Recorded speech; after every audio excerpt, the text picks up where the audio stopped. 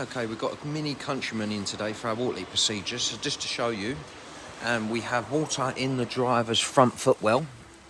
So as you can see, if I just push down there, we can see how wet that is. If we come to the driver's rear, it's a bit more visible. So as we can see there, it's saturated. And the underlay on this is quite thick, it's about this thick. So there's quite a lot of water under the driver's side. So we're just going to show you a few things to begin with. First things first, with the door rubbers. The door rubbers are not actually bonded to the car. So as you can see, they're nice and dry. On this one around here, if we pull this back, it's very loose. But we can also see that someone's put a cable around here, and you can see that that is wet and it's got dirt on it. So what it's doing is the water's coming around here, then going around here, then looping down and then running itself down. So that would be one. As you can see, we can see that there's evidence of water inside that rubber there. So obviously the cable needs to be taken out, and the rubbers need to be bonded to the car. It's like that on all of them. If we come round to the driver's side, driver's tailgate rubber, exactly the same.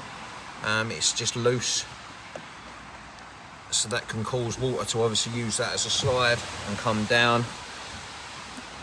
Onto the passenger side, same again with the rubbers. So we've got this rubber here, so as we can see, there's no sealant behind them there. Same again on this one. So that one pulls off very easy. So we're advised to obviously stick them back to the car. Also, we know that there's a very common problem with these minis. These front covers, the A-pillar covers, they have little washers behind there which tend to perish, so we would advise obviously taking them off and putting new rubber gaskets on there and get that one all sorted. And then the last one is the rear air vent. So if we go around here, we've got a little twisty camera here.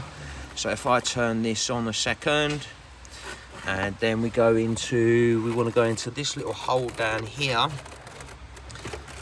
and we can see on the screen that there's water passing through, and then it's filling up into this box section at the bottom. So the light bits on that air vent are where it's leaking through. So I believe that's everything we've found so far on this one here. So there we go.